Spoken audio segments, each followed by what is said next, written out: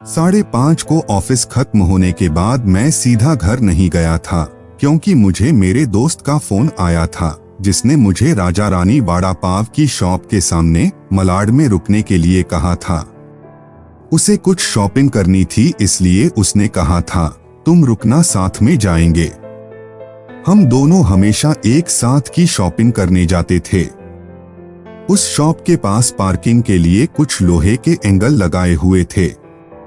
मैं उन्हीं पर चढ़कर बैठ गया और अपने दोस्त का इंतजार करने लगा। एक 70 से 72 साल का बुजुर्ग आदमी, आंखों पर मोटे कांच वाले चश्मे, मैली धोती और कुर्ता पहने मेरे पास आया, क्योंकि मैं लोहे के एंगल्स पर 3 से 4 फुट ऊंचाई पर बैठा था। उसने मेरे घुटनों को छुआ और बोला, बेटा एक वड़ा पाव खरीद कर दे दोगे तो बहुत अच्छा होगा, बहुत ज्यादा भूख लगी है। मैंने जब उस बूढ़े आदमी की तरफ देखा तो वह मुझे रोजाना दिख रहे भिखारियों में से नहीं लगे। उन्हें देखकर ऐसा भी नहीं लग रहा था कि वह हर दिन भीख मांगते होंगे। ऐसे अचानक किसी बुजुर्ग ने मेरे पैरों को हाथ लगाया तो मुझे बहुत अजीब महसूस हुआ। मैं तुरंत एंगल से कूदकर नीचे खड़ा हो गया। मैंने अपने जेब में हाथ डाला और 50 रुपए निकालकर उस बुजुर्ग को देते हुए कहा, अंकल आपको भूख लगी है तो यह लीजिए 50 रुपए और कुछ खा लीजिए। बुजुर्ग ने कहा, नहीं बेटा पैसे मत दो, बस एक वड़ा पाव ला कर दे दो, उतना बस है मेरे लिए। ठीक है, मैं ला कर देता हूँ, आप यहीं बैठिए, कहकर मैं राजा रानी वड़ा पाव की दुकान में गया और एक वड़ा पाव खरीद कर लाया और बुजुर्ग को खाने के लिए दिया। बुजुर्ग नीचे बैठकर वड़ा पाव खाने लगे। मेरी तरफ देखकर वह बोले, ऊपर मत बैठो, गिर जाओगे, यहाँ बैठो मेरे पास, कोई साथ बैठेगा तो मुझे भी 2 निवाले अच्छे से खाए जाएंगे। मैं उनका कहना टाल नहीं पाया और उनके साथ ही बैठ गया। फिर मैंने ऐसे ही उनसे सवाल करना शुरू किया, कहाँ से आए हैं, कहाँ जाएंगे, किससे मिलने आए हैं, वगैरह वगैरह। मैं नागपुर से आया हूँ, एक छोटे से गांव में रहता हूँ। यहाँ मुंबई में मेरा तुम्हारे जितनी उम्र का एक बेटा है, एक बड़ी कंपनी में इंजीनियर है, उससे मिलने आया हूँ। 2 साल पहले उसकी लव मैरिज हुई। बहू पढ़ी लिखी है, नए विचारों वाली। उसे सास ससुर यानी कि हम पति पत्नी गवार लगते हैं, इसलिए हमारे साथ रहना उसे अच्छा नहीं लगता। इसलिए बेटा अब अलग 2 सालों से यही मुंबई में रहता है। परसों मेरे इस मोबाइल पर उसका फोन आया था, कह रहा था अमेरिका में नौकरी मिली है उसे, बीवी को लेकर जा रहा है अमेरिका 10 साल के लिए। यहाँ मुंबई में था तो 6 महीने में एक बार आता था, हम बूढ़े बूढ़ी को मिलने के लिए। अब इतने दूर परदेश जा रहा है, एक बार मिलने के लिए आओ बोला तो अब समय नहीं बचा है, परसों फ्लाइट में बैठकर जाना है कहता है। अब 10 साल के लिए जा रहा है, पता नहीं तब तक हम जिएंगे या मरेंगे, इसलिए सोचा खुद ही जाकर उसे मिल लेता हूँ। कल शाम से एयरपोर्ट को ढूंढ रहा हूँ, लेकिन यहाँ के लोग कहते हैं कि इस एरिया में एयरपोर्ट है ही नहीं। बुजुर्ग ने एड्रेस वाली चिट्ठी मेरे हाथ में देते हुए कहा। उनकी बात सुनकर मैंने कहा, लोग सच कह रहे हैं, एयरपोर्ट यहाँ नहीं है, सांता क्रूज में है। बुजुर्ग ने मेरी तरफ देखकर कहा, लेकिन परसों जब बेटे का फोन आया था तो उसने यही पता लिखवाया था मुझे, लगता है यह फोन भी खराब हो गया है। फोन ही नहीं आ रहा है बेटे का, मैंने बताया था उसको कि मैं उससे मिलने आ रहा हूँ मुंबई। कहते हुए बुजुर्ग ने मोबाइल मुझे देखने के लिए दिया।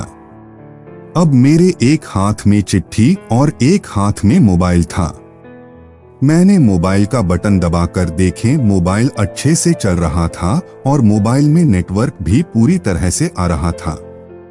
मैंने उनसे पूछा, आपने कोशिश नहीं की बेटे को फोन करने की? मुझे कहाँ लगाना आता है बेटा फोन, कोई फोन करता है तो उठा लेता हूँ बस।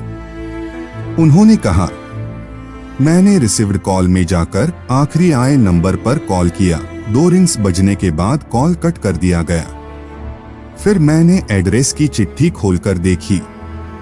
उसमें जहां हम बैठे थे वहीं का एड्रेस था, यानी कि जानबूझकर गलत एड्रेस दिया गया था।